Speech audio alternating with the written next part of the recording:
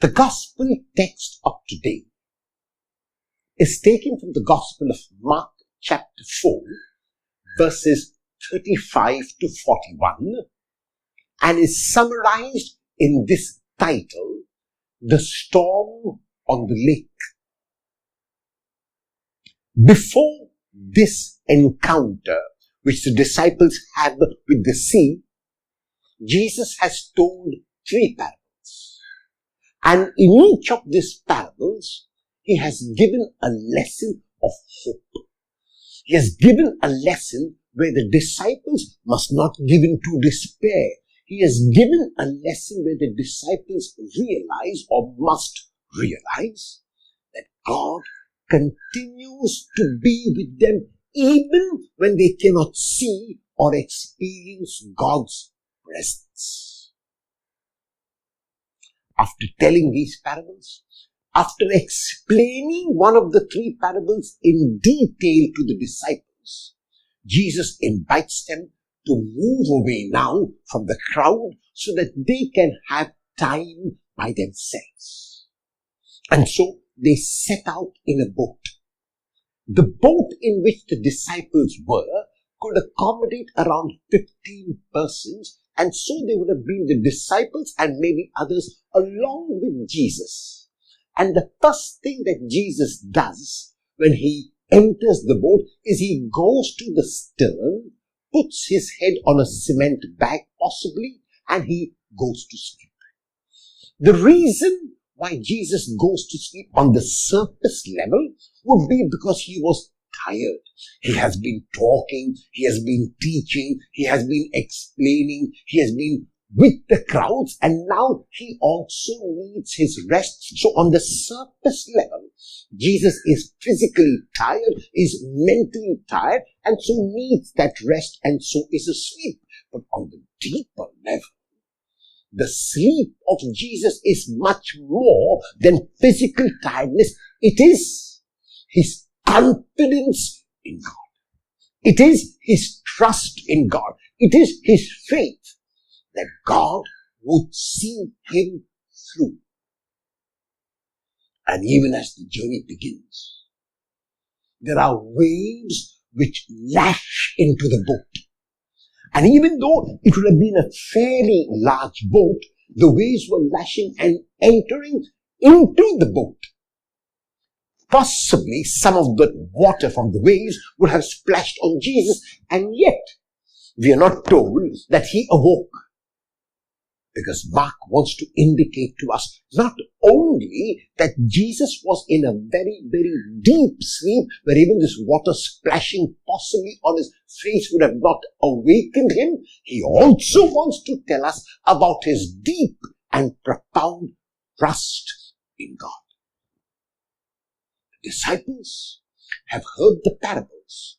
The disciples have been taught about the parables, and yet the disciples have understood nothing. They've understood nothing because their response is that they are awake. But their wakefulness is not wakefulness in the true sense of the word. It is a wakefulness which leads to agitation. It is a wakefulness which leads to anxiety. It is a wakefulness which leads to worry. And in this anxiety and worry, and in this tension, they rush to Jesus and make an allegation. They accuse Jesus of an attitude which shows that he does not care. When they say to him, Master, do you not care? We are perishing. They address Jesus as Master, as they ought to do. But the next 2 phrases indicate their own response to the storm. Do you not care? We have been through and are going through this COVID-19 pandemic. The vaccine has come, and yet we are not really sure of the efficacy of the vaccine. And during this 1.5 years almost now, we so often, like the disciples, have thrown up our hands in despair, have looked to the heavens and have accused God of a non-caring attitude. Not only that, the next phrase also communicates the attitude of the disciples and our own attitude, at least the attitude of some of us. We are perishing. We are being destroyed. We are being annihilated. That is what we keep telling God. The disciples said that to Jesus, and Jesus wakes up now. And the first thing that Jesus does is he calms the storm with a word. We wonder, why has God not eradicated this COVID-19 pandemic?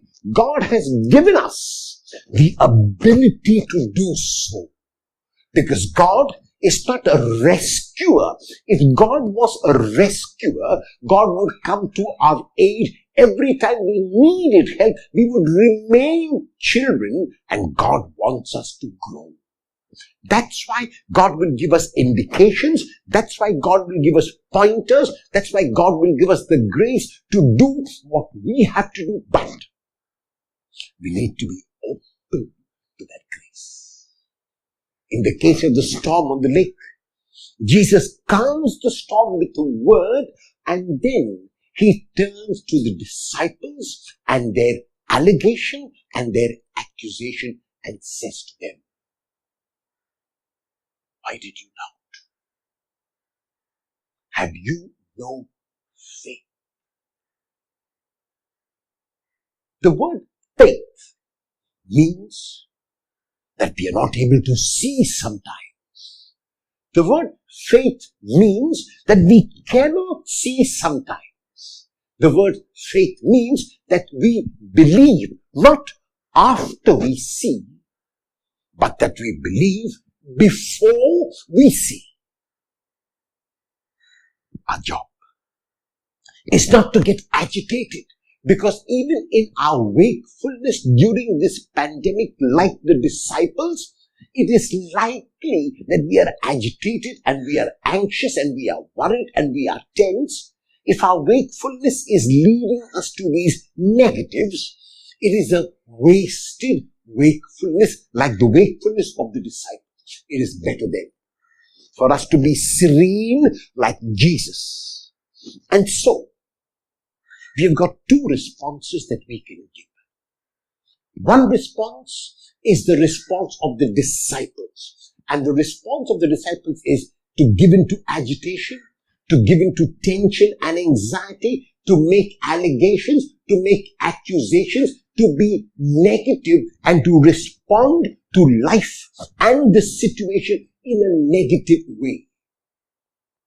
Another response is the response of Jesus, to be positive, to realize that yes, there is a storm, to realize that this may not be the only storm in our lives and that there will be many other storms which will come our way. And yet, in all of these storms, God, because God is a God of love, will say to the wind and the waves, be still.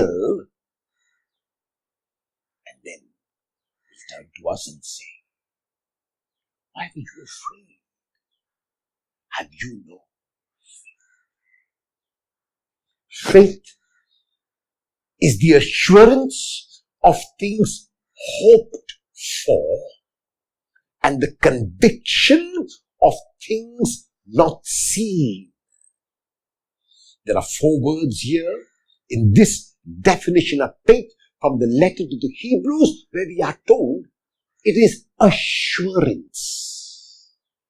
To be assured of something means to be sure, to be definite, to be convinced that it will happen.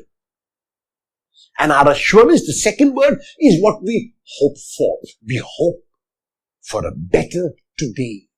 We hope for a today where we will not look in only on ourselves, but we will be convinced and concerned about others as well.